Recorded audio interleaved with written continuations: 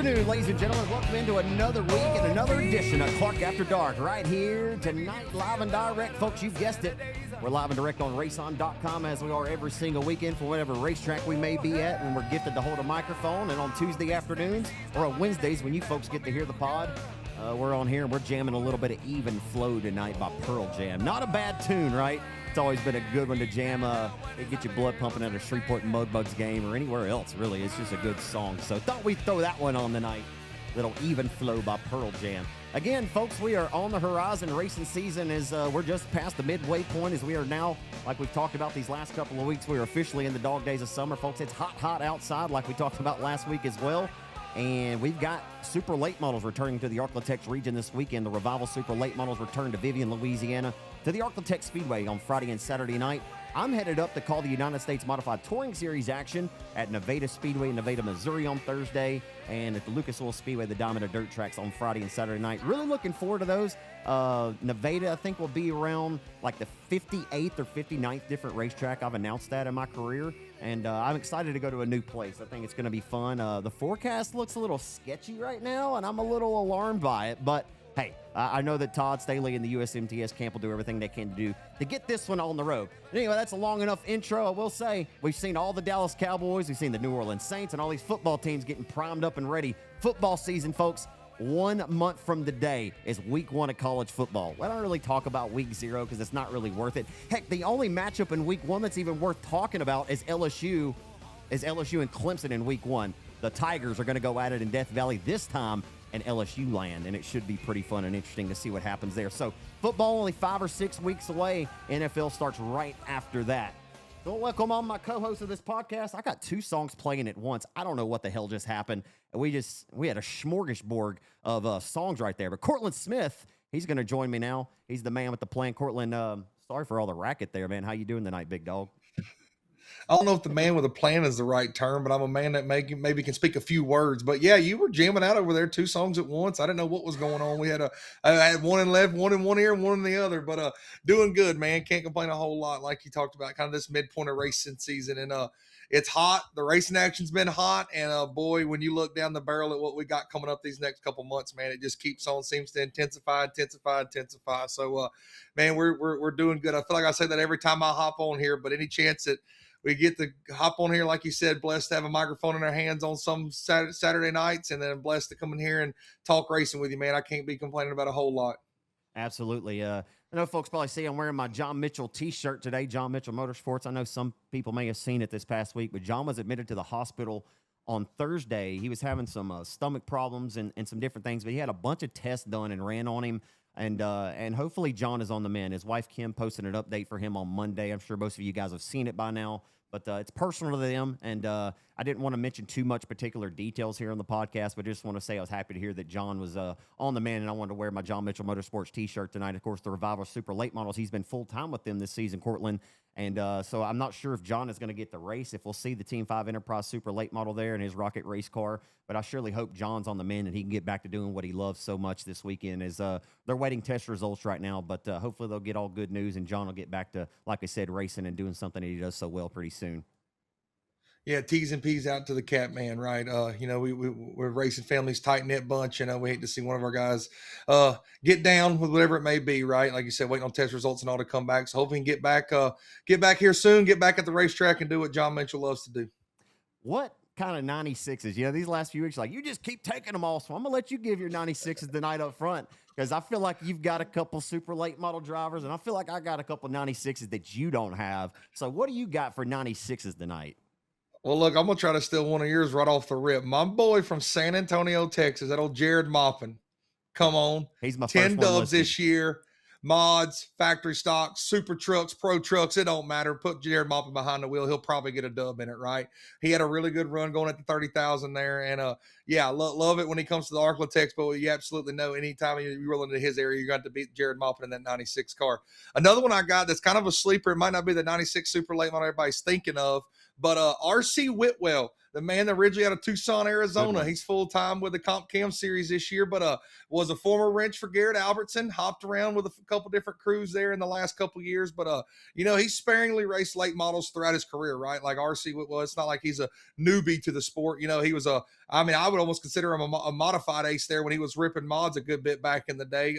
So RC Whitwell running with the Comp Cams Tour, another super late model one. I feel like this one's the easiest one. The man who just won the Summer Nationals points out of Benton, Kentucky, Tanner English, come on in that AK race cars, built it from the ground up in March. When he won that race on the Summer Nationals, talked about that, like how in March he literally didn't have anything, had some wonderful, great people. But Tanner English, your 2020 Lucas Oil Rookie of the Year, your 2022 World of Outlaws Rookie of the Year, finished second in points in the World of Outlaws that year. So got to give a shout out to Tanner English. And this one I know I'm probably stealing from you, but we got some good stories from back in the day at the Cajun Classic. The original Moo crew for your boy here, Trey Smitherman. We've hung out at the Cajun Classic a time or two, and an old Trey Smitherman. I got to give a shout out to the old Moo crew there on that one. We got some pretty cool stories, some pretty funny stories together. So I got to give a shout out to my boy Trey on that one. Yeah, man. Go ahead, Zach. Hopefully I didn't take all of yours. No, you didn't. Of course, I did have Trey and Jerry, but we can work around it, right? And I did have English, you know, because the 96s. There's a pretty good assortment of them, and some drivers that have filled a number 96 seat over the years that were pretty respectable race car drivers. And here's another good one for you. All right. How about the number 96 Super Stock back at Boot Hill Speedway in the 80s and the 90s, driven by the man, first name Kenny, last name Grigsby? Sadly enough, I actually texted Derek because Clay Atwood and we were in Discord a little bit earlier. I said, who drove the 96 Super Stock? And I don't know why. My brain just wasn't working properly. So I texted Derek. I said, hey, who drove the 96 Super Stock back in the day at Boot Hill? I'm just outing myself right now. As knowledgeable as I am on the local racing I grew up. Anyway, he said, Kenny. I said, that's right. Sorry I had to ask. He said, LOL, no problem. But anyway, Kenny Grigsby drove the 96 car. And also, I got another 96. Drove he actually bought Rollo Pilkington's Big Chief chassis. So Rollo Pilkington won the 2009 Limited Modified Track Championship at Arklatex, and he had a Big Chief chassis at the time built by Eddie Martin out of Stillwell, Oklahoma. And they had a lot of success, right? Remember R.J. Stroman had the Big Chief? Back then we had a lot of chassis diversity. The IRPs were starting to become a hot commodity. Shane Aber had the Express. But then Big Chief, son, Cortland, you remember, Big Chief wasn't no slouches, and the drivers they had behind the wheel, they were pretty sporty. And I'll tell you what, Wesley Stevens bought that Rollo Pilkington Big Chief race car. He drove it for a couple of years there, drove the number 96 car. Wesley hadn't raced in several years, but he's always at the racetracks, got a cold beer in his hand, and he's just a great dude, man. I miss watching him race, but I can't say I miss him because I saw him at the racetrack just last weekend. He's a great dude, and I love catching up with him. You know Wesley Stevens now, don't you? I'm sure you've gotten to know him. We've met in passing. We met in passing. I've seen him race. I'm not going to sit there and tell you that he's a homie, but he is a homie. You know what I mean? Like everybody's homies at the racetrack. Yeah, we're family. We're all family now at Boot Hill. Yeah, he's definitely a homie. There's no doubt. He's out of Marshall, Texas. And like you said, dude, Trey Smitherman, I just want to add a little bit on that. I don't know what we need to do to get both Moo crews together, but man, we could get them together, have a nice picnic. I don't know. But yeah, the Moo Crew's Austin Marshall out of Ashdown drives a 76. But the 96 Smitherman, dude, he used to always come and run all of our big factory stock crown jewel races. All of them. He didn't miss very many, right? And he brought, Chance Morris was with him, one of his teammates. Yeah, Chance Morris. Yeah, man. There was Gary, had the number 42 Moo Crew car, right? Gary Smitherman.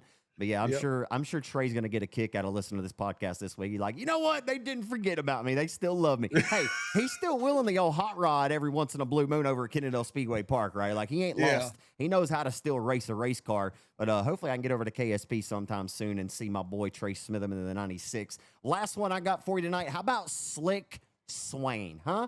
Is that one of the coolest names for a car owner you've ever heard in the history of racing, huh? Slick Swain out of Keithville, Louisiana. He had a number 96 super late model. Lee Davis drove it for him quite a bit after Lee got out his blue number 21 Masterbuilt chassis back in the 20-teens or so. But, Lee, I think, was the last driver to drive a 96. I think Jerry Russell also drove it. But, yeah, that's another number 96 that has a fairly rich history as far as super late models concerned in the Arklatex region. So there's our 96s this weekend here on episode 96 of Clark After Dark.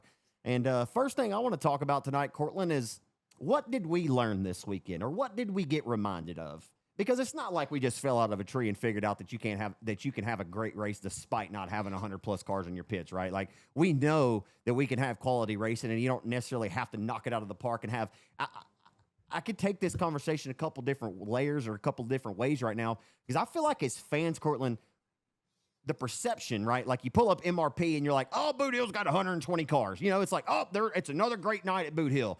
Well, then you pull up MRP or a fan looks at it and they're like, damn, Boot Hill's struggling tonight. They only got 73 cars. Well, that's not necessarily the case, right? Like, I'll be honest.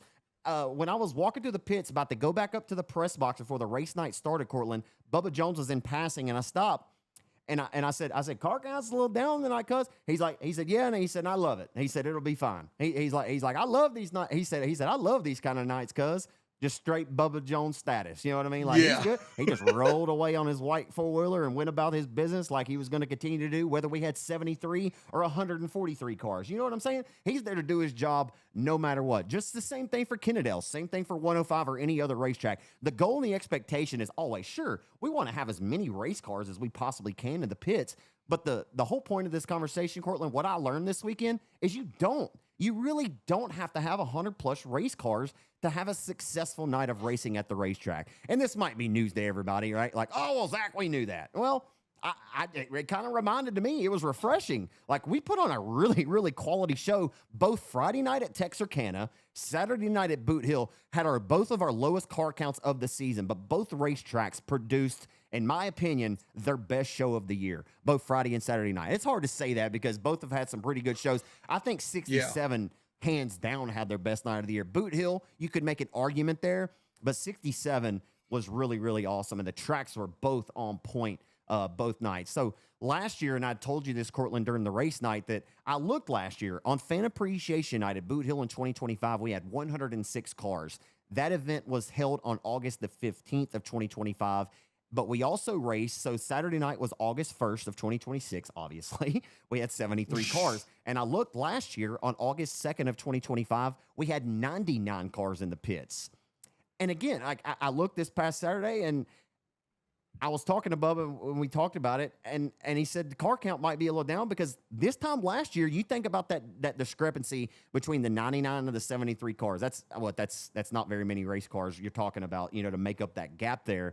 But last year at this time, Cortland, we were running 6 classes, not only 4, like we were running on Saturday, right? We had the rookies last year. We had the tuners. So that added 2 more classes to it. So, again, that's what I learned is that, man, the racing was flawless this weekend at Boot Hill, and you don't have to have 150 cars. You don't even need to have 100-plus in the pits to have a really, really good night of racing. Yeah, it was fresh. It was something, like you mentioned, whenever people get on there and you look at my race pass and it doesn't have that triple digit or in that 90s number, you kind of question it, right? But at the end of the day, you still had them dogs roll through that pit area, whether it was 73 or 173. Like, you still had quality racers show up to quality racetracks. And like you said, 67 might have had their best night of the year. Boot Hill, there's a couple nights you can go back and kind of ponder on which one's going to be the best night. But overall picture between those two places, when you look at it, I mean, 61 cars at 67 and then 74 at Boot Hill. When you look at that, if you're going to use my race pass to tell the story, then you make your story on your own. But if you sit there and watch the races, it was a completely different story. It was hands down one of the most altogether great weekends that they had. You weren't drug out till 2:00 in the morning. And I know what Bubba Jones was sitting there probably thinking when he was on that four-wheeler with you was like, shoot, we ain't got no 150 cars. We ain't got to worry about running 6 B mains and then having to wait and do this and that. Like, look, everybody's going to start the feature. We ain't got no B mains. You run your heats. 5 minutes later, feature start. You know what I'm saying, right? And so it really was good. I truly believe it was one of the better weekends, man. And we obviously had a ball up there on Saturday. You could tell we were up there cutting a rug up there, and it was, man. Like when we finished, like we both said, like, dude, like tonight was awesome. Like there may be people that'll look back at it and be like, well, that wasn't a very good night for Buddha. They only had 73 cars. But if you're asking for, again, like you always famously say, we're just race fans armed with a microphone, dude, that was some of the best some of the best racing we've seen all year long. And it kind of produced some different winners, even at 67 and at Boot Hill, right? Like it was just such an overall great weekend that, man, if people want to look at the numbers of how many cars were in the pit area and try to judge something, do you, boo-boo. Like, I'm gonna let that be in between you and God, but if you were at the racetrack or you were watching, however you were supporting, if you were supporting and you saw it with your own 2 eyes, you realize that at the end of the day, you said it. Whether it's 170 cars or 73 of them, man, racing is still racing, and you can find some of the best racing action in the country right here in our backyard. And we truly are blessed. And we truly are, because there's a lot of places that you need that 100 cars to make you feel special, because the racing action was probably doo-doo.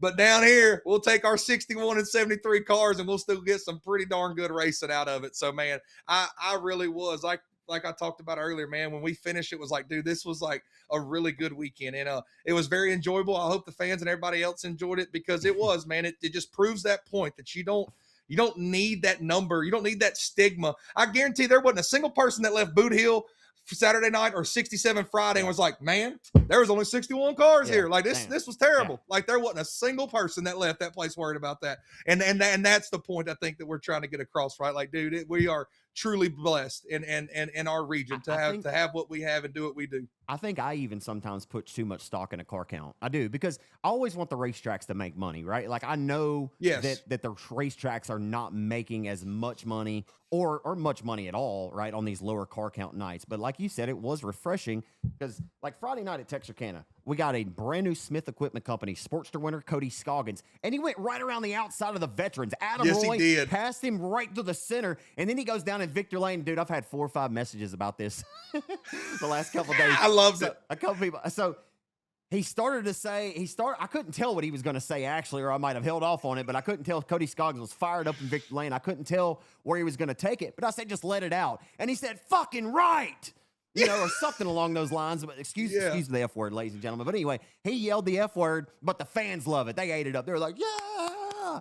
You know, and then a few people sent me a message, like Hudson. He was watching live on RaceON. Yeah. His mom sent me a message. She said, trust me, he's heard way worse than the race shop. You know what I mean? So it's all good. So Cody Scoggins won that. And then Neil Kemp and Whitehead had another one of their slide job, you know, just wild last couple of lap bangers that came down to the final whistle, and Neil Kemp got it done. Jake Huckabee got his first modified win of the year and outdueled Lindsey Province, who was looking for 3 straight, right? Who's been the dude here lately, F27. And then, hey, after last week, we came here and said, somebody's got to step up and outrun the 23. And by God, Connor Mewborn on his birthday said, I got it, hook, line, and sinker.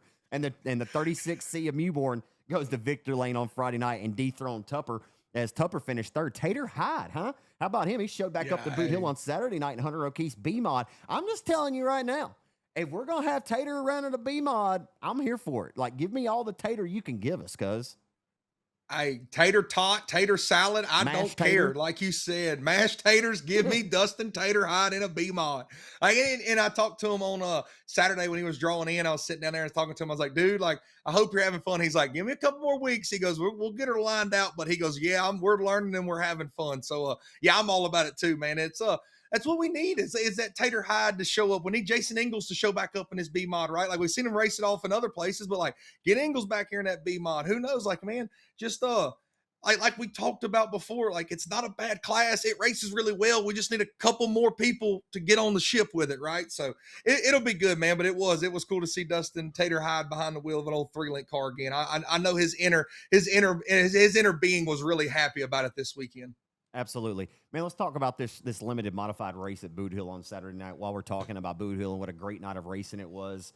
Man, that was, no matter who you were pulling for and whoever came out on top of that, I think that if the 69 would have got by K1 and he would have snuck that one away from him there on the it would have been heartbreaking for the K1 camp. But he'd have probably still felt positive about it just because the style of the race and how intense it was, how intense that race was. Did that thing go caution free, or did we get a caution? I'm trying to...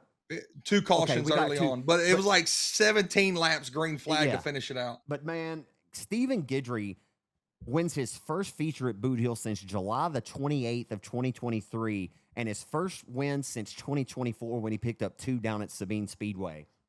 And man, I know you were fired up. Like I said on the broadcast, he's the best man in your wedding. And like, you know, listen, folks, we're not biased up there. We could care less who wins these races, but like, you have to separate that bias. And I know you did a great job of it, right? Like, I don't think anybody could tell that you were pulling for the K1. Like, we're always just pulling for a great race. And what we got out of that on Saturday night was, in fact, a great race. And you know it, man. Like, I can think back, Cortland, to 2019 when Josh Daugherty won his first factory stock race in Boot Hill. Yes. And he outrun the 36J of Justin 36J, Whitehead. I know exactly what you're talking about. And it just meant more, right? Like, he got out, he had the fans in the palm of his hand, stood up on his car, and was just fired up because he said, we just outrun Mr. Factory Stock, is what he said. You know, we just outrun 30. And that, I mean, that was when 36J was in Fuego, right? He was on fire.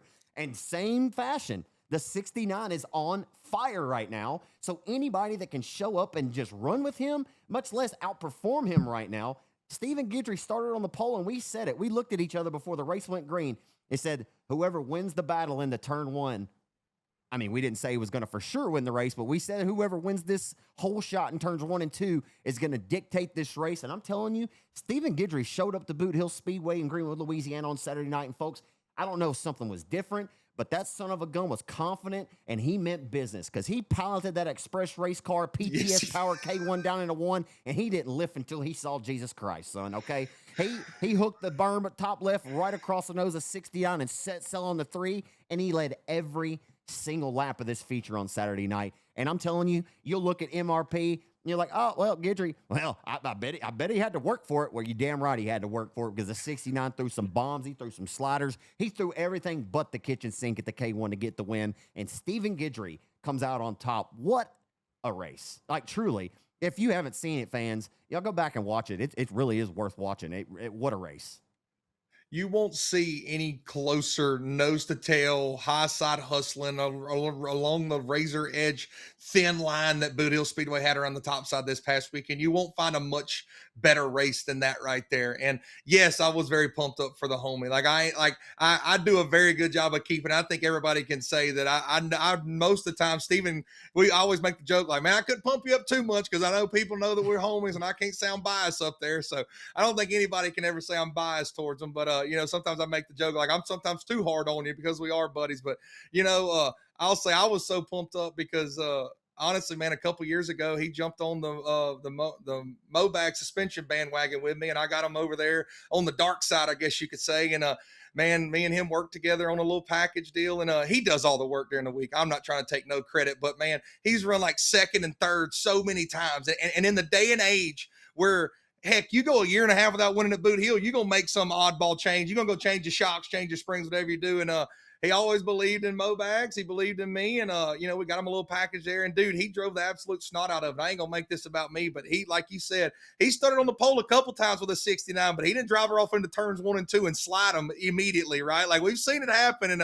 I was pumped up for my boy. And dude, he drove the dog snot out of it. He just really did. I mean, when you run such a razor thin line and to know for 20 straight laps, you got to hold off the 69 car. Like it's going to be, it's a dogfight. That is all it is a dogfight. And you see him peek his nose underneath there. You see him slide you. And then kind of like you said, when he does cross the checker flag and he gets out victory lane, dude, the Boot Hill Speedway crowd, they were pretty fired up about it too. Like they were pretty excited to see the 69 get dethroned as well. So man, it was really, really cool to see. And like you said, a phenomenal race. And he jumped on that horse and he spanked her and rode her all the way to Day Motorsports victory lane, man. And the K1 was rolling around Boot Hill Speedway. I want to ask you a side question here, and I'm not, because obviously he did not succumb to any kind of pressure that the 69 placed on him. As a former racer and coming from a guy asking you this question who sometimes gets nervous or a little, like in the bigger league races on iRacing, if I'm up front leading, sometimes I'll get a little nervous and my hands will start sweating. Is it normal for drivers to feel nerves when you're racing, or is the overall situation how loud the motor is and you being at the task in hand and filling the race car? Do you even have time to feel nerves in a race car? I mean, because once it goes green and the lights are out, nerves and all that shit's out the window, right? Or am I wrong about that? No, nerves are all there. Okay. Nerves are all there. Them first couple laps, you're probably not nervous because, like you said, the green light goes out and you get to racing hard, right? And them first 2 laps, like they were just sliding each other back and forth. So you didn't get a chance to really, like, you're just racing and reacting at first. And then all of a sudden you finally finish that slide job battle and you're out front, and then you run a couple laps and then you're like, okay, now I'm in race mode. Now I'm like, Now I'm counting laps down. Now I'm sitting there and you're listening for if the motor starts sounding a different pitch, you think the rear end's about to blow out of this thing. You think you're losing brakes. Like you think something's going wrong. You probably think the left front tire might be going flat. Like everything in your head that could possibly run through it is running through your head on top of barreling off into turns 1 and 2 to go rip the top side of the cushion. And then all of a sudden 69 peeks his nose in there. So no, nerves are at an all-time high. Like when he got out of the car, he like off the mic, I went back over there and talked to him. He was like, dude, he goes, I don't think I've ever been so nervous in my life. I said, I don't blame you. I said, I think I was more nervous for you up there, but nerves are at an all-time high. If you're out there and you're kind of getting a slide job battle and you're racing, it's one thing. You're kind of more reactionary, I believe. But when you're out front leading like that, and you can just, you see him show a nose, and then like you go 4 laps without seeing him. So you're like, where is he? Where is he running at now? Is he running the middle? Is he running the bottom? Or is he right here on my tail tank, and I literally can't fence this thing because he's going to crash both of us, right? So it just, everything that you could possibly imagine. Did I put fuel in it? Did I put the right air pressure in it? Like just everything that you could think of is running through your head while trying to control these race cars going around the speedway. So no, nerves are still a factor no matter what. That was cool. That was an awesome breakdown by you as a former driver. I figured there were, like I kind of play devil's advocate sometimes, just ask silly things because I like to see what you'd say to it. But yeah, that's pretty cool stuff there. Like, it wasn't just that deal that came on top that had a great storyline on Saturday, right? Like, you could even get a good storyline out of a heat race battle, right? Like, you saw how much it meant to Bubba and his father, Michael McEachern Sr., the other night. Like, they waged war in a heat race, and hey, Big Pops came on top of Son and showed him that you ain't the hero in the zero tonight. Do you hear me now? But yeah, no, that was a lot of fun to watch. It was fun to call that race too, right? Because I know how much that means to them to be able to get to race each other. They've had an opportunity to race each other in the tuners in the past. I think they finished 1 and 2 one night at Boot Hill. But to see them in these rear-wheel drive cars and a car that's similar to the cars that started off, Michael and Bubba's career, 2 cars that you can tell that they're very comfortable behind the wheel of. That's really cool, and it's not going to be the last time we see that, right? Like, they're going to be up front contending for an A-main win, you know what I mean, before too long. So that was really, really fun to watch. And how about your Sunoco Racing Fuels USRE factory stock feature race, man?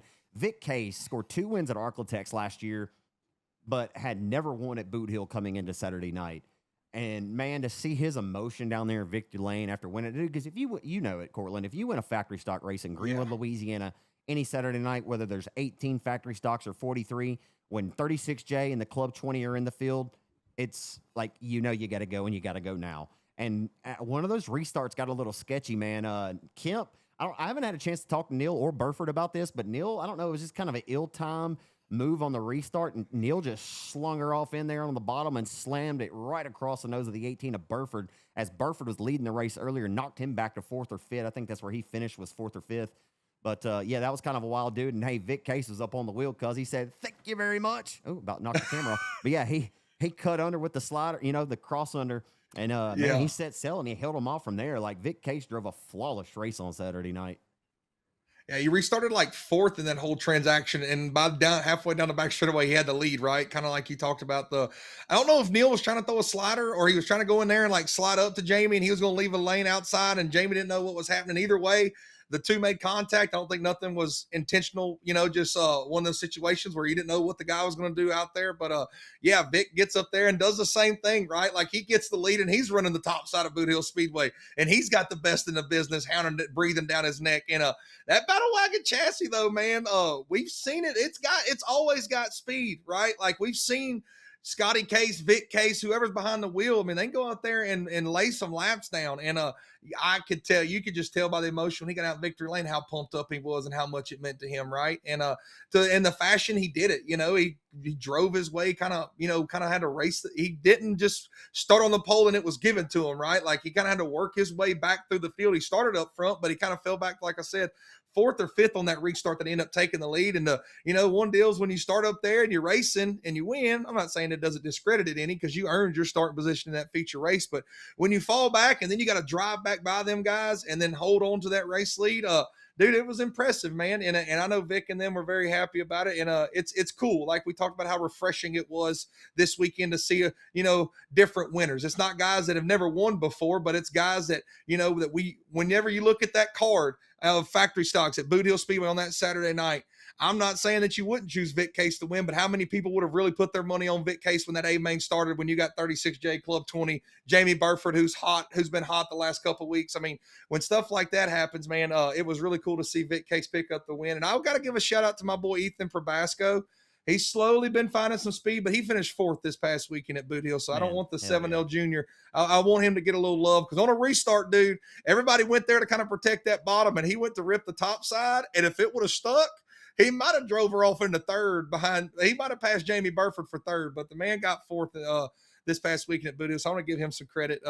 He's, starting off in the factory stocks this year, kind of turning that corner. And man, when you run top 5 at Boot Hill, again, we're sitting there worried about car numbers, or car count. Like, that don't matter. Like, you just ran top 5 in a factory stock race at Boot Hill that included Vic Case, Neil Kemp, Jamie Burford, Aaron Roy, Justin Whitehead. Like, it don't matter if they all crashed out on lap 1. Like, you still ran top 5 at a factory stock race at Boot Hill. Like, it's part of it. So I just wanted to give him some love. But at the end of the day, man, Vic Case drove another one of those deals. When we talk about winners and driving a phenomenal race, that's exactly what he done. He got the lead, and he did everything he needed to do to keep it. And, he had Club 20 breathing down his neck and held him off the entirety of the race, man. And to see Vic Case win another one of those deals, like we said, it was refreshing. So I love to see, man, the Case, Scotty and Vic, man, those are some good people. And don't forget about Miss Jen. That's some good people right there. Yeah, absolutely. Yep, no doubt about it. I love getting my hug for Miss Jen. I like seeing the Case bunch every time I get the chance. I'm sure he'll go after a win this weekend in Vivian. We'll see what they got planned for the old J27 Ford Power Battle Wagon race car. Also, your Sportster winners, we ran 2A features. We had 35 Sportsters in the pits this weekend. David Fosbury, I tell you what, he's heating up. I asked him down there in Victor Lane. I said, man, if we put power rankings out right now, I like asking him this just to see where his confidence is at. But he's a very humble guy. So I said, are you the number 1 driver in power rankings right now? He said, no, sir. That's Mr. James Caskey. I thought that was pretty classy of him just to so quickly name Caskey. Hey, let's don't forget. Kind of similar to the whole Bobby Pierce and Brandon Shepard situation from last week. Like, let's don't forget that Pierce just won 12 out of 15, Cortland Smith. You know what I mean? But we'll get to that here in a second as well.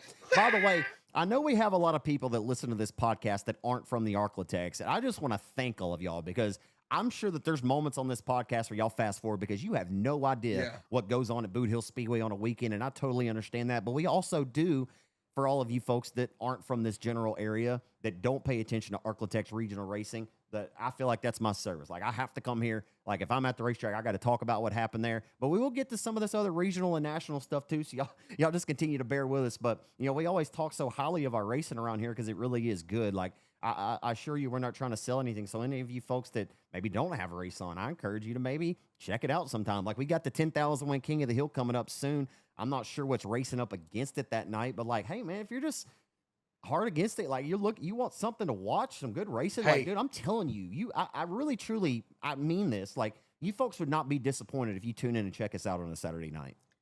I'm just telling you, you can buy your month subscription now. You'll get the King of the Hill at the end of the month, and you get like 15 races this weekend. You know what I mean? Like, it's at least 8 races every weekend that you can watch, and I promise you can find something good on there. At least, I ain't saying you got to watch all 8, but if you buy now, you get a whole month's worth. And then you ended up with the King of the Hill, and then if you want to renew, you can renew again. Listen, but I wasn't trying to cut you off there. You can watch everything from super late models down to dwarf cars this weekend live on RaceON. You can, but I'm not here to sell you that. Like, we know what we got, and we're proud of it. And we take pride in it.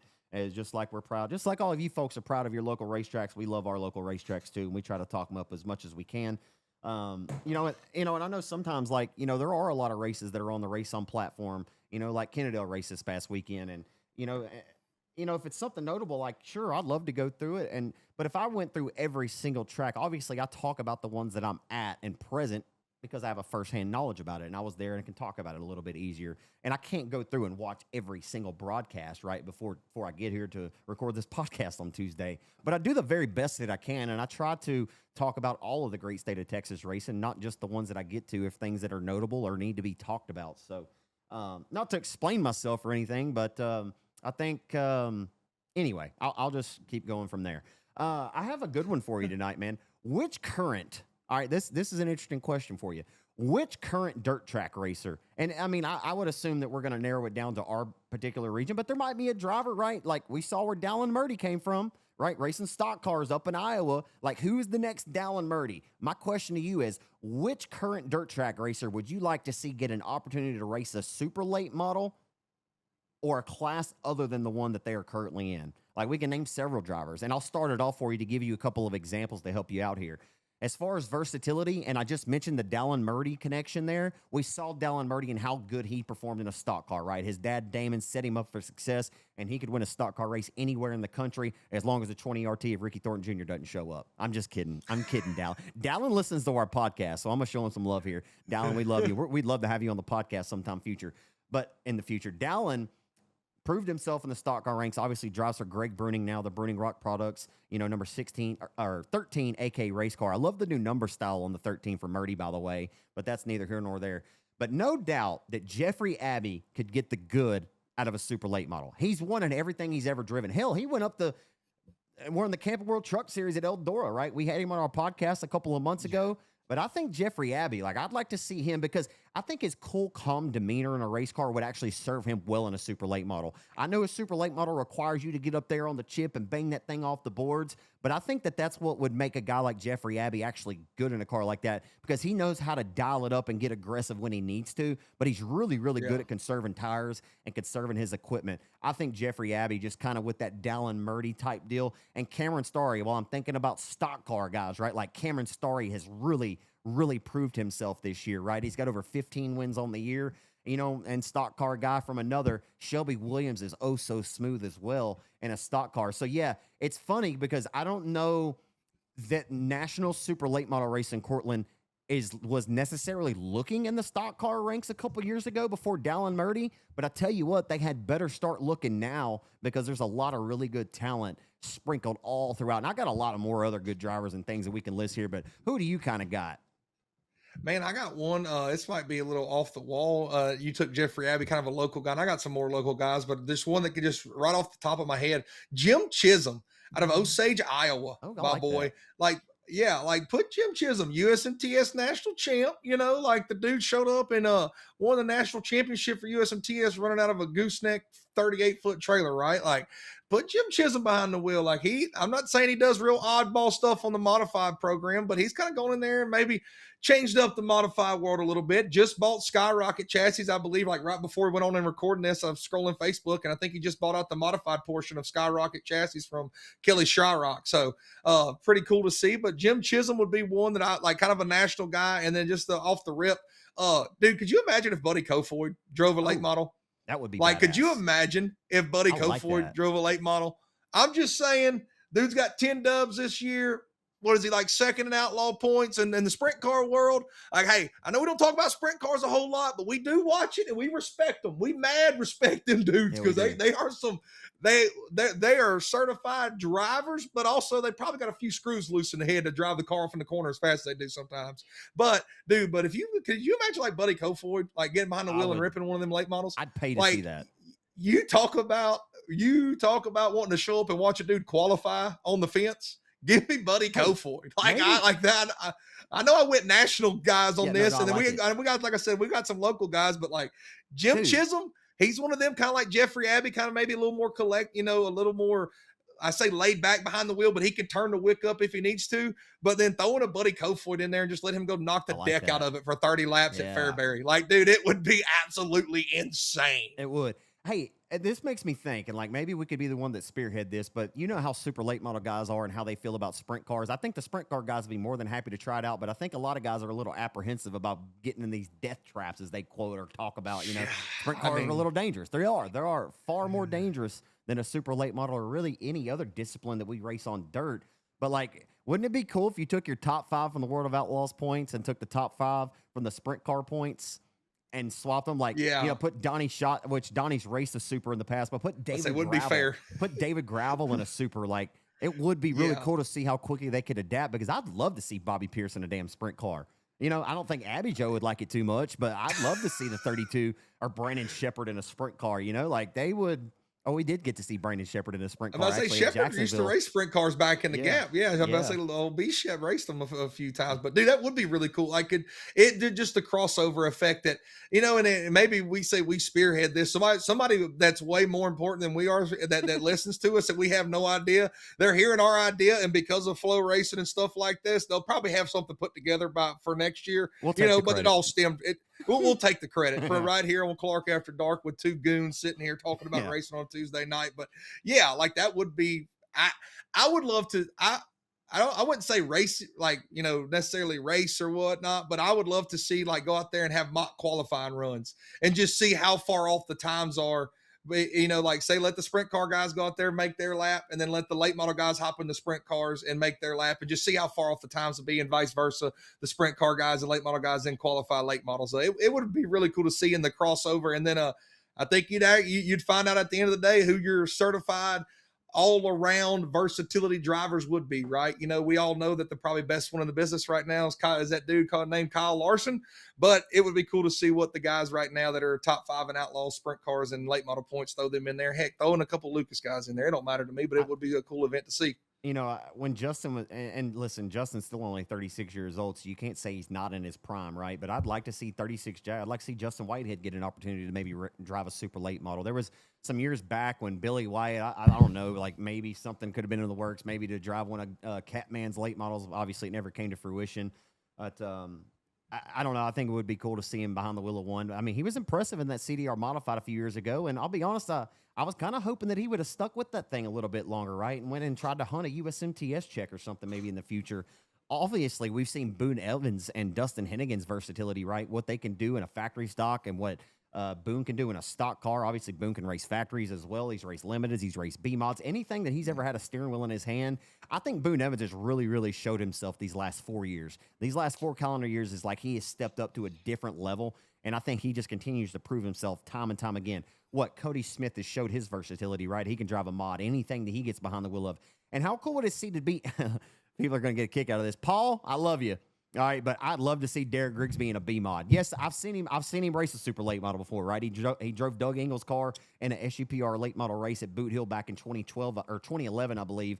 But I'd like to see Derek Grigsby in a B mod. You know, beef up this B mod division a little bit more. If not, just recombine the damn things at this point, right? I'm not going to lie to you. Hey, if we'd have combined them on Saturday, we had 13 limiteds and 7 B-mods. We'd had a 20-car field, cuz. And 69, I had to race the 23 and the K1. I'd had to beat them both, and he'd have felt really damn good about it then. He still feels really good about it right now because he beat 69. But, boy, if he could have knocked out 2 birds with 1 stone, oh, you couldn't. Oh, that man, Steven Gidger, he would have been high on the hog for days.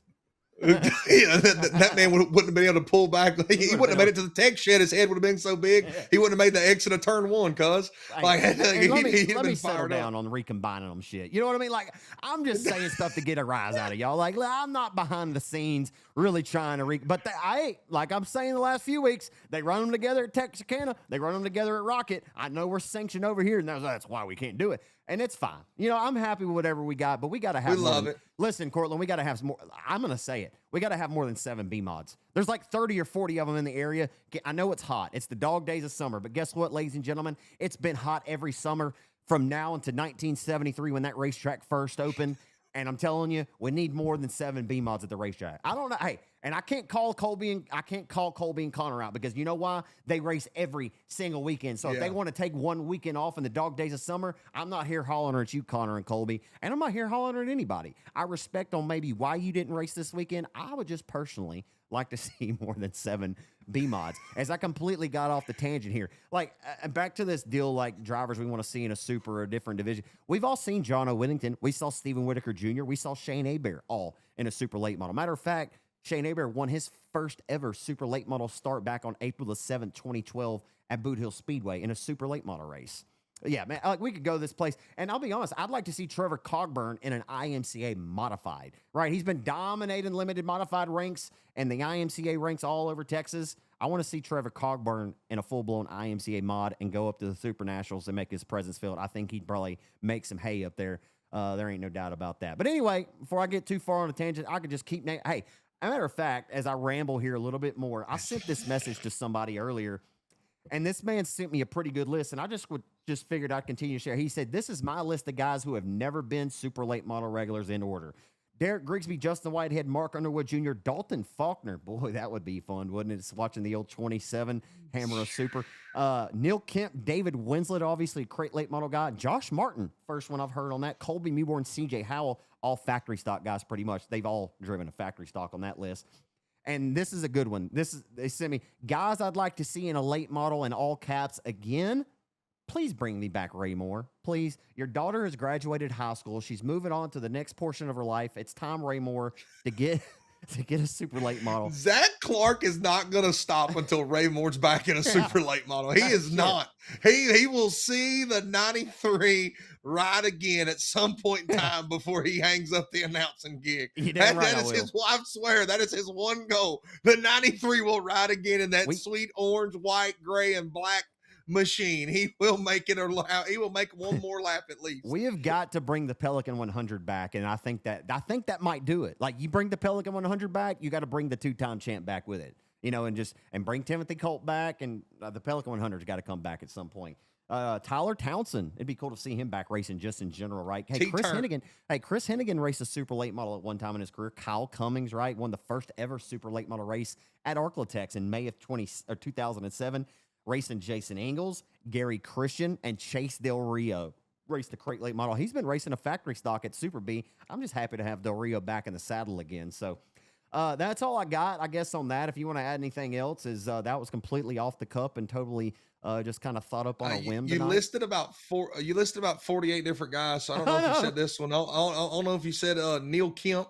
It'd be interesting to see Neil Kemp get behind the wheel of a super late model, I do believe. And, you talk about Ray Moore and the old super days, the old little Cortland here, the Homer, get it just to see, we've talked about this before, but that super tour back in the day, dude, was pretty like that. We didn't realize how good we had it. And I say that Turbo cut his teeth, but man, think about it. Back in the day, you had Rob Litton, Kenny Merchant, Ray Moore, Kyle Cummins, Alan Tippin. I mean, like, dude, you just had, and you could list BJ, like you could list, I know you could list all 15. There's different eras too. But yeah, and different eras, but I mean, I really would love to see the C28 Kenny Merchant. Like, take me back to a Champion Park in 2010 when he lapped up to like third place. Like, dude, Kenny was a dog there. You know what I mean? Like, we'd show up there and and he wasn't only, like, Rob Litton, 4-time super champ. BJ's won a handful of races as well. But, that just kind of me, when you think about that, and you always throw Ray Moore out there, I always put, Ray Moore and Kenny Merchant and Rob and BJ, all of them kind of together, right? Because that was, when I was growing up, that was kind of more or less the end of, that was my, as a kid showing up to the racetrack, that's what I remember a lot. But, I would love to see the C28 ride again, the old Kenny Merchant, no out of Ruston, man. He was a dog, man, I'm telling you. 57 career SUPR late model wins in his career for the 3-time champ. He was a dog, no doubt. But yeah, that red JD Caver C28, man, he would get that middle to high line working at Champion Park when everybody was kind of married around that bottom, and he'd just blow their doors off. It was quite impressive. Jamie Burford and Kenny Merchant were the two, and Michael Robertson, they all had the high side of Champion Park figured out seemingly when nobody else could really get that thing figured out, and they were several tenths quicker a lap than everybody, and it was like tangible. You could just see how much quicker they were, and it was impressive to watch, no doubt about it. But man, you're right, that SUPR late model era, there's a couple, like I said, there's different eras, right? We think back Skeet, Ricky Ingalls, like Skeet used to be full-time, Ronnie Adams. What a time to be alive, man. I was very blessed to grow up in an era to really watch super late models evolve from that point to where they are now, I guess you could say, when they're so technologically advanced. But one thing I do know is that I love super late models then, and I love them now. And I don't think you'll ever be able to teach me to not love them. So speaking of super late models, BP32, after your whole argument you tried to come on this podcast last week and call me silly. You just kept telling me silly. If you're going to be a silly goose, just hop in the Hold on. No. All right. Go ahead. BP, I just want to tell you, all right, just like Bubba Jones said on Saturday night, he said, you can't get back anywhere if you never left, cuz BP32 is back on top of the power rankings. He won $100,000 at Cedar Lake in the USA Nationals on Saturday night. And he stormed from 13th and got it done. Like, he didn't take much time to get there. Unequivocally, the fastest race car in the nation on Saturday night was BP32. And he went to the old car. That's the old purple car. It's in the car that he won 12 out of 15 with. Obviously, they felt something was a little off with the recent car they've been running. So they went back to the old reliable purple car, and BP32 gets it done. But hey, your boy Shepard, the old Rocket XR2 did come home in second, so it wasn't a bad night for the Rocket camp. Hey, I'll go ahead and say it. I'll do something that not a lot of people can do in this racing world. I sat there and said Rocket 1 was the fastest guy in the country, and that last weekend he was. He ain't the fastest guy in the country no more. You know what I'm saying? I'll admit when I was wrong. I thought Shepard's gonna go in there and win that USA Nationals, and I'm gonna do something that not a lot of guys in the racing industry can do, and that's swallow their pride and say they were wrong. So there you go. That's for all the people. And I tell you what, I had a lot of people come up there and arguing me. I guess more people listen to this than I realize, and they're like, "You're such a Shepard homer," and I'm like, dude, think about it. Last week they raced against each other 3 times. 3 different times, and he won, or he outran BP32 all 3 times. So you can't like I'm not saying overall. I know people are like, well, he's won all these races. Like, no, just right now. And guess what? Right now, BP 32's back on top. And that's what we love about this sport, is that it's ever evolving, and you will never, just when you think you got it figured out and right on top, somebody's always nipping at your heels. It seems like the 32 camp can always just find a way to make their trip back to the mountaintop a whole lot easier than everybody else. But yes, he went up there and did what BP 32 does. He ripped around the top side of Cedar Lake and did it better than anybody else when everybody else was kind of getting tired or couldn't get in there just right, and he almost had a slip up there. But Shepard almost won that old Thursday night, but he didn't win. If you'd asked me who was the fastest car in the country Thursday night, it was Tyler Erb. Like, I'm going to tell you right now, people going to call me a bandwagoner, but at the end of the day, it's whoever won last is the fastest car in the country, because, like, nobody cares about, nobody cares about what happened at Speed Weeks right now, right. Unless you're worried about points battles. Like, nobody cares about what happened at Speed Weeks. Like, you're worried about right now. And I guarantee you, like, they're enjoying that Cedar Lake, but the minute they roll into the North-South 100, I think it starts Wednesday night actually, or Thursday. I should have known the day when the day that starts. Whenever that starts, nobody cares about Cedar Lake no more. I'm not saying they don't care about it. Like, of course you want to win a crown jewel race, ladies and gentlemen. Like, I don't think I'm that far outlandish, but like, those guys ain't worried about Cedar Lake once they roll into Florence Speedway this weekend. Like, you're always just looking forward in the next race. And that's what you love about this sport. But yes, I will swallow my pride. The Rocket won. Let me down a little bit this past weekend, but he was still fast. He was still fast. He was there. But BP 32 wins. They go jump in the lake. He picks up, what is that, his third USA Nationals? Wasn't it? And wasn't it interesting though how on the Thursday prelim though that Turbo won, Pierce started 13th and only advanced one spot to 12th, and that, like, they knew that obviously something just, after his performances at the PDC, like you said, Shepard beat him in all three of those races last week at the Prairie Dirt Classic at Fairbury. They obviously knew, or Bobby, like, it's pretty interesting to know that Bobby has that feel in a race car that he is looking for, and he knew that he didn't have it anymore with that other car after Thursday night's race at Cedar Lake, and they went to the other car, and it's like they were right back on top, like they never missed. Like, he clearly has a feel that he's looking for when he gets behind the wheel of that car, and he found it again. It sounds crazy, but all them dudes have that feel. Yeah. Like, they really do. They all have that feel that they're searching for, and it just sometimes, like, I mean, you can compare it to JD. Like, he's got that feel of that Eldora car, and I guarantee, like, he got the old Eldora car. I'm guarantee he would like to bring a newer one, but until he finds one that gives him that same feel that the Eldora car does, he ain't gonna swap it out. And all them guys, man, whether it's a national tour guy or your regional guy, like, they know the feel that they want in a race car. Like, they know it. Just some people don't have the plethora of race cars that some teams like BP 32 got, or the 49, or other teams, right? Like, some of these teams got 4 or 5 cars in their arsenal. They got 2 in the trailer and they got 2 sitting at the shop, and you get a new one and you run it through the cycle, and if you really, I'm not going to say that it's terrible, but if you can't get the feel or the speed that you want out of it, then you take it back home and it sits there as a backup to a backup, right? So all them guys got that feel they're looking for. Just the feel that the BP 32 has right now is a whole lot faster than everybody else's.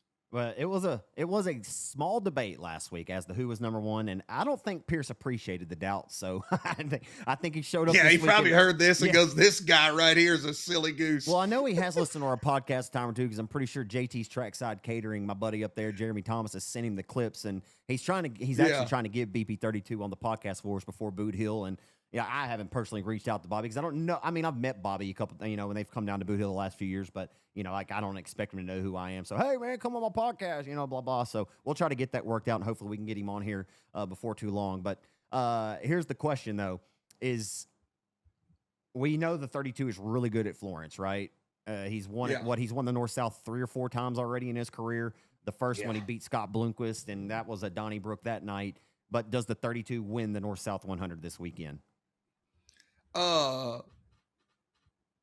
I mean, you want to say yes. Like, I mean, it's hard not to say yes. I truly believe, it's going to sound crazy. But Thornton, man. And it's not going to sound crazy. 20 RT is kind of rallying a little bit. But, dude, I don't think Josh Rice has ever been this fast going into a North-South 100 weekend. And I know that sounds crazy. Like, it's not like when somebody that listens to this is going to be like, well, that's just easy pickings. He's won there before, and he's a home track. Well, when you roll in for the North-South, you got 50 dudes rolling in there. But I don't think Josh Rice has ever had this much speed in his entire program. He's probably felt maybe more confident in maybe a car. He maybe has had more laps there. But when you go out and you beat up and down the road running one of these national tours, you just learn so much experience and you get better no matter where you go. I mean, you can go to almost any single racetrack and pick up something that can help your program later on down the road. And I think he's going to take all that knowledge and wrap it in to a phenomenal North-South 100 weekend, and they will burn the place down when Josh Rice wins this weekend. Or like a Jason Jameson, too, right? Like, he could perform well. He finished 6th in this race last year, did Jason Jameson. Zach Doan finished 5th a year ago, so, like, you never really know who may be up there contending for it. I know finishing 4th and 5th is a little bit different than being up there sliding and contending for the win. Devin Moran finished 4th in this race last year. JD finished 3rd. Ricky Thornton Jr., who you would say, I know we just mentioned him, it seems like he may have gained a little bit of speed, but then again, he didn't finish in the top 10 this past Saturday night at the USA Nationals. So I don't know. Bobby Pierce advanced 13 spots to win the North-South, so he's going to try to win it again back-to-back this year.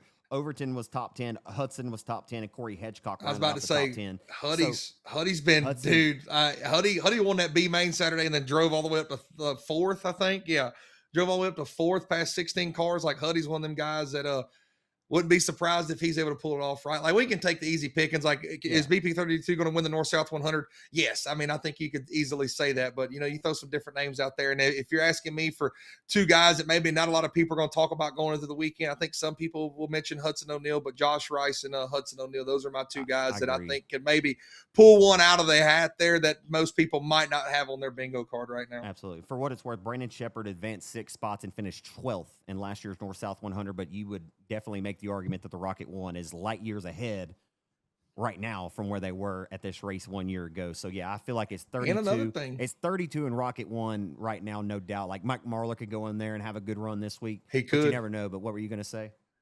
I love these crown jewel races, especially, now, at this point in the year, the national tours kind of take off for each other, right? Like PDC and USA Nationals, they got their own 2 weekends. The North-South gets their own weekend here.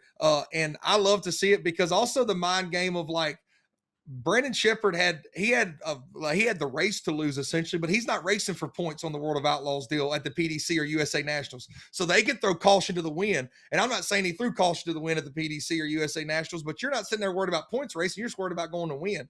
And so now you kind of flip the script on those Outlaw guys and Lucas guys. Now you go to a Lucas Oil race, and these Lucas guys, again, if you go out there and win every race, you're going to win the points championship. But in the back of their head, if you're sitting there running second, and it's a tight points battle, you're getting to this later, we're halfway through the year. It's starting to shape up where it needs to be. And Brandon Shepard's running second. Is he going to go up there and make that Hail Mary 10 laps around the top side on a whim? Who knows? Can he do it? Yes. Yeah. Leading the points, will you do it?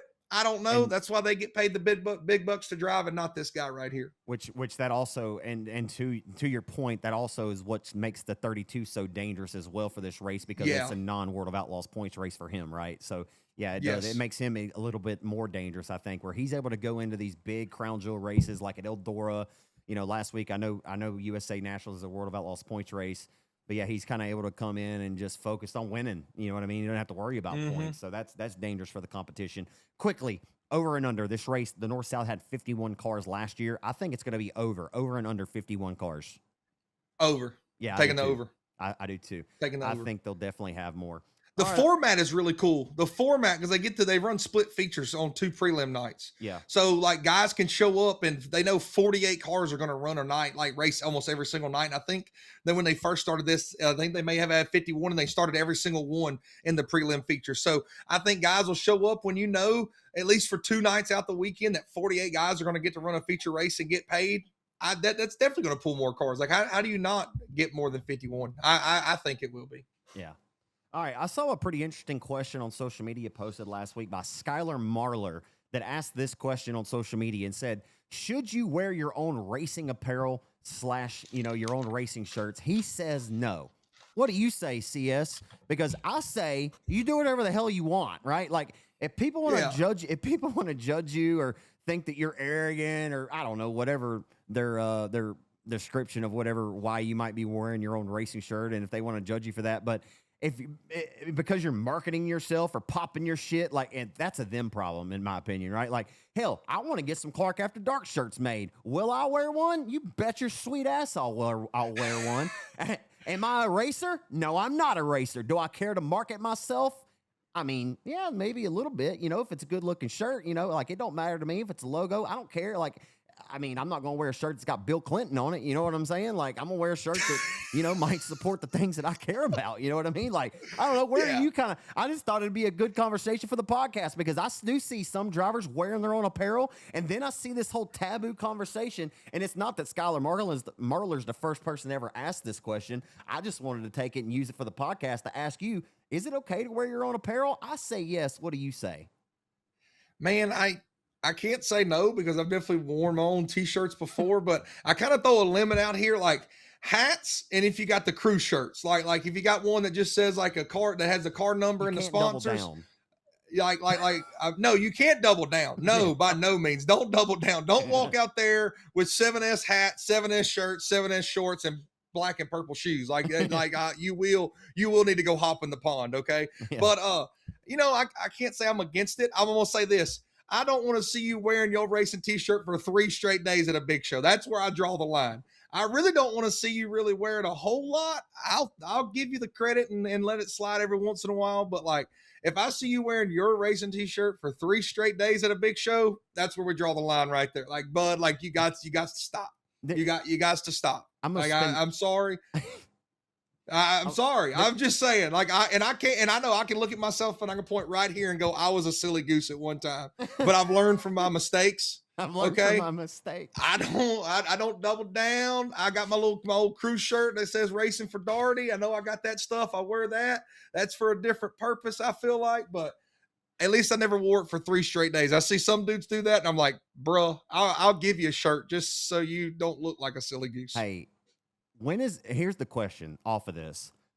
Who should have racing shirts though? Like, when is it acceptable? I've seen kids get shirts and haven't even made one start yet in their young career, right? And hey, it's a free country, cuz. Y'all do whatever you want to do, right? If you want to support your kids and get them racing shirts and they have yet to make a lap and you don't even have a clue if they have the talent to do it, then that's fine. Like, you can put your money into getting t-shirts. There's nothing wrong with marketing your race team or your kid or whoever, is on that race team. But yeah, that's where it gets a little interesting for me. Is it's like, yeah, there's folks out there that have racing shirts where they ain't even scored a top 10 finish in their whole career, and we got shirts. You know what I mean? Hey, look, as their money, they can do what they want to win it. Kind of like the old JG Wentworth commercial. It's your money. Now. Yeah, like it's your money. You do whatever you want to with it, right? But I will say, like, as long as you're supporting the people that support racing, on-demand shirts, bulletproof tees, whoever it may be, like, I don't care who it is, but as long as you're supporting those that support racing, you can buy a t-shirt and you can get a t-shirt made and buy 300 of them and don't even have a race car. It don't matter to me. Like you can go do whatever you want to. Like, it's your money. You can do whatever you want to with it. Heck, you can go ahead. If somebody wants to do that, then they can just sponsor us some t-shirts, maybe get Clark After Dark. We'll give them a shout out on here. I don't know. But either way, yes, is it kind of silly for some of those people? I believe so, but at the end of the day, it's their money. If they're proud of their kid or whatever it may be, or they're proud of their husband, whoever, if they got the money, go do it. Yeah, go do it. I'm not going to hold you back. You live out your dreams and you get those racing t-shirts made, ladies and gentlemen. Yeah, we just here talking. We're just having a good time, ladies and gentlemen. All right. So last couple of things here. We do want to say that the 27 car, just because we came here the last few weeks and leading up into the King of the Hill, the storyline of that Dalton Faulkner is winless coming into the King of the Hill, which I feel like sometimes when that kind of storyline is trying to write itself is almost whenever a driver like Faulkner backed up against the wall, pulls the rabbit out of the hat to finally win his first King of the Hill coming into a race like that winless, right? Like, you never really know how these things are going to fold. But Faulkner won $1,000 on Saturday night at the Cotton Bowl Speedway in Page, Texas. So he gets off the schneid for the old 27 car. Man, I've got results from all these different racetracks throughout Texas this weekend. I kind of will just hit you randomly. I know you've got the screenshots of the results. If I say, what do you think is the biggest storyline as far as your winners coming out of Heart of Texas Speedway? I bet, we could come up with something for every single racetrack. Let me get it pulled up. Hold on. Oh, I'm going to start You sent me 19 screenshots. I pulled up Heart of Texas now. I'm good. I'm ready. I know Heart of Texas isn't live on RaceON anymore. We'll make this quick. But this is for me. All right, so I'll give you another one. I'll give you Hunt County, but I'm going to say Heart of Texas, all right? Tyler Russell, right? You remember when he came to Boot Hill for the 30K this year, and me and you looked at each other off mic, we were like, damn, this Tyler Russell's fast, cuz. Like, he's real fast. made the main event that night. He wins the factory stock feature at Heart of Texas Speedway on Friday night, and Blake Clark won the IMCA stock cars. I feel like those are pretty two cool storylines coming out of that deal. Aside from Trevor Cogburn obviously winning like his 45th there on a Friday night in the limited modified in the sport mod ranks. So yeah, I don't know what happened over at Hunt County. What can you find from over there? Oh, man, I got a good one if you don't say it. What I was gonna say, my Riley boy Barnes. Mason Martin picking up the factory stock win. I was about to roll into Riley Barnes there, but Mason Martin picking up the win, Riley Barnes picking up the win there. Old PD gets some ACLMS win, and then we talked about Boone Evans earlier. Limited mod, B mod, mix them together. Boone Evans still gonna go out there and win a race, right? So Hunt County, that's an eclectic mix of drivers. You're some of your Hunt County regulars and dudes that can rip around that place good. But yeah, that's what went down in Hunt County. Yeah, I don't know how long we'll spend on this, but I did want to say as we started the podcast off tonight and I was talking about car counts between Boot Hill and Texarkana, I put up RPM's MRP profile on Saturday night at Boot Hill, and they had 90 cars in 4 classes. We had 4 classes and had 73, but that 90 cars, dude, that's the sweet spot you want right there, right? Like that is a perfect night. They had no class less than 20 cars at full fields in every single class, and I think they had a B main maybe in one of the classes. But yeah, RPM and Denny G. How about Denny G getting the Crate RaceON USA or the American Crate Late Model win there on Saturday night? And man, my boy Wayne Melton got a pretty emotional win. Is Benji Killian, a guy that when I first got iRacing, I cut some laps and made quite a few laps. Man, he was just a good guy. Drove number 75. He had the bad team on iRacing like right around when I first started. But, man, we tragically lost Benji a couple of nights ago, and Wayne Melton, they were good friends, and he dedicated that win to him and got pretty emotional in victory lane. And I just wanted to mention that because, man, Wayne's picked up a lot of speed. And I'm telling you, coming into this 10,000 at Boot Hill, that Wayne Melton out of Greenville, Texas, he's going to don't be surprised if he's locked in to that race come Saturday night after your 2 rounds of heat races. Like Wayne Melton, he's won a couple of hobby stock features at Southern Oklahoma and Ardmore, and then he follows it up. He won at Hunt County earlier in the year. And then he wins this one at RPM on Saturday night. So Wayne Melton, man, I'm telling you, he comes into Boot Hill. He's going to come in guns a-blazing. So pretty interesting stuff there. And I mentioned Faulkner won at Cotton Bowl Speedway on Saturday night, too. I don't know. You got some of these results. Anything else you might want to add on some of these other results I have? No, I'm just sitting here looking. Trevor Cogburn wins again over there at Cotton Bowl. Are you surprised about that? Your boy Rodney White still kicking everybody's chicken at Grayson County Speedway. Are we surprised there? No, not really. I'm looking through here. My man Zane Golf. I ain't gonna lie. I'm fired up. My boy Zane Golf down there at 105 Speedway. That's all I gotta say. Yeah. Give me I don't know what number car it was. He was in the 42 when he rolled into Boot Hill last year. But give me Zane Golf all day, every day. I hope he shows up to the King of the Hill as well. And then I'm going to give a shout out to my boy Cade Taylor and then 305 Sprints. I know we don't talk about necessarily sprint cars or 305 racing, but Cade Taylor, that's a good group down there. And picking up the 305 Sprint win there at RPM, that's pretty cool to see. Absolutely. Folks, we could just continue going on. There's a lot of racetracks that race every week. Obviously, we talk about because we're there. We're like live in person, right? And, I already explained it earlier, but it's hard, like, to go back and watch every single broadcast and be able to get, all the storylines from these racetracks. So try to do the best I can to give guys credit whenever credit's due. So we'll come back and talk a little bit more last week. I am headed up to the Show Me State on Thursday. I'm kind of I'm excited about it, but man, all of a sudden this weather forecast is looking a little sketchy. Dustin and Chris Hennigan were scheduled to come up there. Dustin texted me earlier and said, man, we're on the fence now. We don't even know if we're coming, because they wanted to make a 3-day trip out of it. Now Nevada's looking sketchy on Thursday. It's like a 60% chance of rain. And buddy, I'm kind of a little gun shy about traveling 7 hours just to get rained out. Like, I know Lucas Oil's got a really good drainage system, so I feel confident. That we can get Friday and Saturday night in Wheatland. But like this Nevada on Thursday, that might be the one, because I've been to Lucas the last couple of years. I'm really excited to go to this new bull ring. It's the Bull Ring Bash at Nevada. And I've heard nothing but great things about this racetrack, man. So, yeah. Hey, cuz you say 60. You say 60. You say 60% chance of rain. That's 40% chance of sunshine, cuz that's about a 50-50 flip with a quarter. But I say all that having considered how this racing season started off and how terrible it was, and Hey, being at the Zach. racetrack getting rained out. I'm not scared because I'm getting off the porch, okay? You can't. No. I'm just saying, hey, just like we talk about in late model racing, nobody cares about the past, cuz That's we're right. just looking in the future. Thank you We ain't very worried about all much. them rainouts. Thank you. We So ain't worried this- about all them rainouts. This USMTS points battle right now is insane. Brandon Davis just took over the points lead from the driver you mentioned earlier that you would love to see in a super late model. I bet Todd Staley doesn't like hearing that. He'd like to have Jim Chisholm hang around a little bit longer around the Yeah, USMTS. he would. Think He would. Dude, next week, let's come to this podcast and make up a starting grid of drivers who came from USMTS and where they're at now. Like, serious. Todd Staley, I can't say Todd personally developed them, but the USMTS developed a bunch of really, really good race car drivers that could make a full field. But this USMTS points battle coming in, Brandon Davis now in his first full season racing with the USMTS leads Jim Chisholm only by 13 points. Tanner Mullins, your King of America Modified Nationals winner at Lucas earlier this year, heads back there. He's only 56 back. And Rodney Sanders, your 6-time national champ, is only 65 points back. Sanders, theoretically, coming 65 back, he could have a flawless and nearly perfect, and he could leave Lucas Oil with the points lead this weekend. That's how close this thing is, and he comes in fourth in the points right now.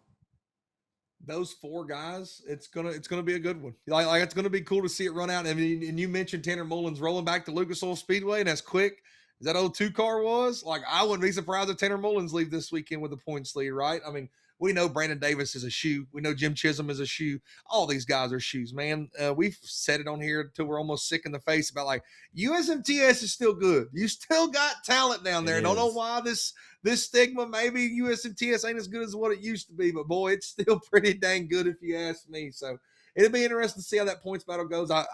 Zach, I do wish you the best of luck. I know, like you said, it as the way this race season has been, it doesn't give you the greatest feeling, but I hope you go up there. I hope you have a good weekend and enjoy the baddest modifieds on the planet. And people can argue this, that, and the other way, and everybody's got their own opinion. I'm not here to change it. You go to the UMP country, there's some pretty good UMP modified guys, and there's pretty good modified drivers all over the country. But at the end of the day, this USMTS field, like you mentioned, you could make a pretty stout 24-car field of guys that started in USMTS and made their careers into full-time super late model guys. So it'll be cool to see. And this points battle, like you talk about, man, it'll be interesting to see.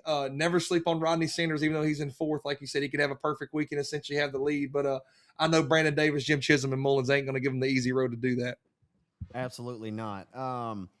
Final thoughts here or anything else that you want to add? And also, what is live on the RaceON platform this weekend? You know, I always got that as my closer, my friend. Well, I can tell you right now, we got 1, 2, 3, 4, 5, 6, 7, 8, 9, 10, 11, 12, 13, 14, about 15 races on the RaceON platform. I probably messed up my 15 right there. Forgive me. I had to stutter there.